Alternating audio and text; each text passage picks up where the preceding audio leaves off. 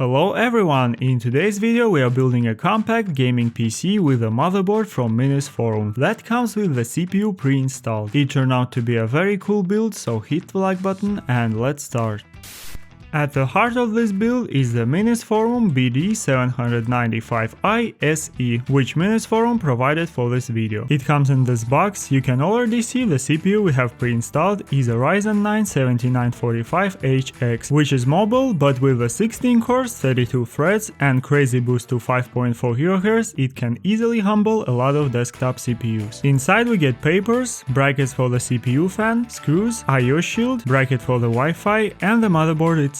Let's take a closer look. It is a very nice build, ITX sized motherboard. The CPU cooler radiator is also pre-installed here and looks like it has some heat pipes. You only have to screw a 120mm fan on top. For the storage we have two M.2 slots with up to Gen 4 support, which is pretty cool. Two ports for SODIMM RAM up to 5200 MHz and an ARM PCIe 5.0 slot for the GPU. I/O is also good. We have an audio port, 2.5 gigabit LAN port, Type-C, display and HDMI and another two USB ports. Overall very nice first impression. It's quite a unique motherboard. The price wise, which is $399 on sale, it is actually a good value considering the CPU we have installed here. And I really like the idea of more products like this. This one should be an easy build, so let's start building. Starting with the storage, I have a WD Blue SN570, which is a 1TB Gen 3 SSD. I had it around with the Windows already, so that's why I used it. The better choice will be the WD Blue SN580, which is a Gen 4. It sells for $58 on Amazon and it's a pretty nice value. I also installed an SSD heatsink. You can find these type of heatsinks for under $5 and they're really worth it, especially on a small motherboards like ours. Let's now install a CPU fan. First I install the brackets and then you secure fan with the long screws. You can pretty much go with any case fans. The packs of 3 fans are usually a good value. Junksbo sent me their 120mm fans, so I went with that. The fan feels good quality. I like the infinity mirror design a lot. It looks cool. They are 4-pin with up to 2400 RPM and ARGB. Unfortunately, our motherboard does not have any ARGB headers, but we'll deal with that later. This fan is not exactly a good fit here. It's more thicker than a regular fan, so the screws aren't reaching the bracket. I had to improvise a bit to get it installed, and it turned out good. Moving to RAM, I got a 32GB kit of DDR5 SODIMM RAM from Crucial. Cost $78. These type of kits are very popular for laptop upgrades. I got one with 5600 MHz, which should be a good fit for our motherboard. 32GB of RAM will be future proof, and from the prices, getting 32GB right away is cheaper. I'll leave links to the kits below. Installation is simple, just unclip, make sure the key is aligned and push until the clips lock. Now the motherboard is ready to be installed in the case. With the ITX size you have many options. After browsing a bit, I decided to go with a Junksbo Z20, which is a popular compact case on Amazon. It is micro ATX but compact, supports ATX power supply and has plenty of space for the GPU. That way you have a lot more options to go with. Cost $99 on Amazon, but Junksbo agreed to send it for review. It comes in this box. Inside we have an accessories box where we have a full manual, a box with screws and zip ties and various brackets. Let's take a closer look at the case. It has a very premium appeal, tempered glass on the side, and the rest of the case has a mesh design with the dust filters. It's all metal and feels very solid to the touch. Inside it has a front panel wires and the power cord extension ready. The case supports many coolers and I like the full manual with the instructions. I screwed the I/O shield to the motherboard and installed it in the case with no problems, only 4 screws. Let's now power our build. I'm gonna be using a Thermaltake Smart BM2 with 650 watts capacity. It's a semi-modular PSU. I used it in a couple of builds and it did great. We have a PSU placement on the front here. I'm new to this type of cases, so it's nice to have a good instructions. The only thing left to add is the GPU. Considering how powerful CPU we have, it can easily handle GPU up to RTX 4080. I decided to keep this build somewhat budgeted and went with the RTX 3050 with 8GB of VRAM. I bought it a while ago. You can find this card for around $200 right right now, and it would be interesting to see how it holds up in 2025. Actually, this build can work without GPU as well, since our Ryzen CPU has integrated 610M graphics. I really like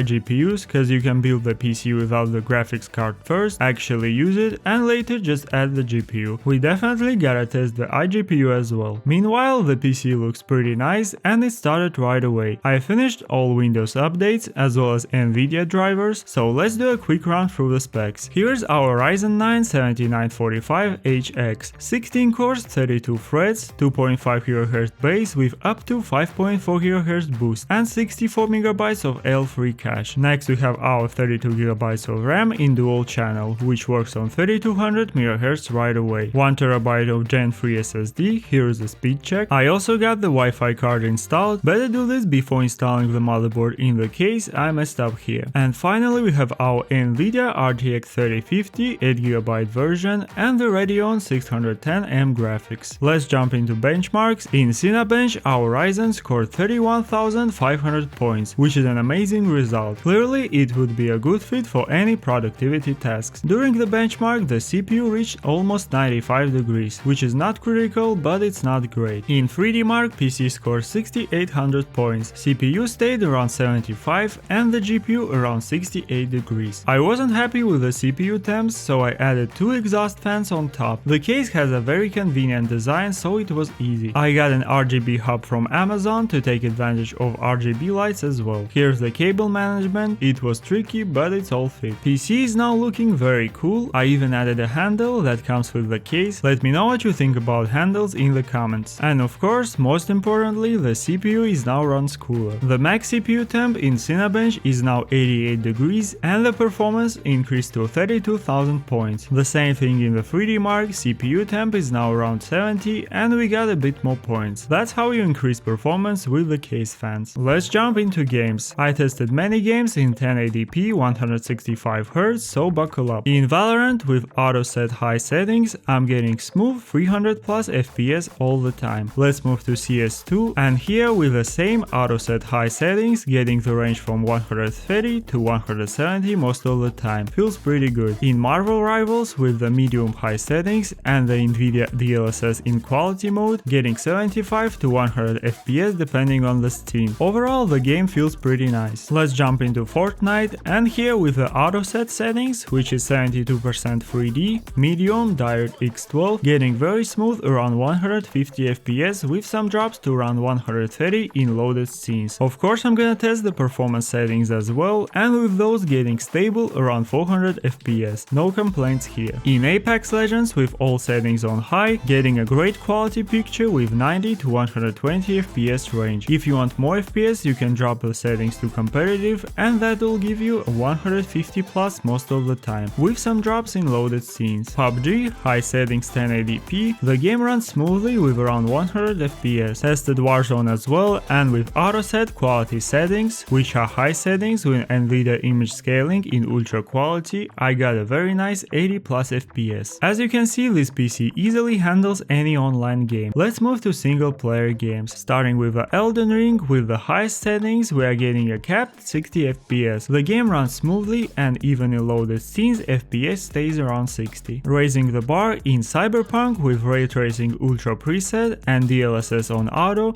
getting 39 FPS in the benchmark. Not bad, if you value ray tracing it's playable. With just ultra preset and DLSS in quality, I got a much smoother 64 average FPS. The game itself runs well too. Moving to the God of War Ragnarok, medium preset, DLSS imbalanced, and I'm getting playable 60 to 80 FPS range. In Spider-Man Miles Morales with DLSS in balanced mode and high settings, I got over 100 while swinging and around 90 in fights. In these two games DLSS is very handy and the picture quality actually looks very nice. I definitely wouldn't have guessed it's on. In older games like Days Gone, we don't need it. Here with the highest settings I'm getting a very good looking 70 FPS. I also tested the Project Castaway and here on high settings I also got 70 FPS, so we can play even new games that aren't greatly optimized as well. I think this build is great if you want a powerful system without breaking the bank. What I really like is that you could build this PC with no GPU first and add it later. Anything up to 4070 Ti or even 4080 3080, as long as the power supply holds, will be a good fit, and you get a great powerful gaming PC at the end, which is good enough for 1440p gaming as well. Let's see what kind of performance we get with the iGPU. I disabled the GPU in Device Manager, installed the drivers, and with the iGPU alone I got 796 points in 3D Mark. From the games, Valorant is more than playable with over 120 FPS on low settings. CS is also playable with around 60 FPS with low settings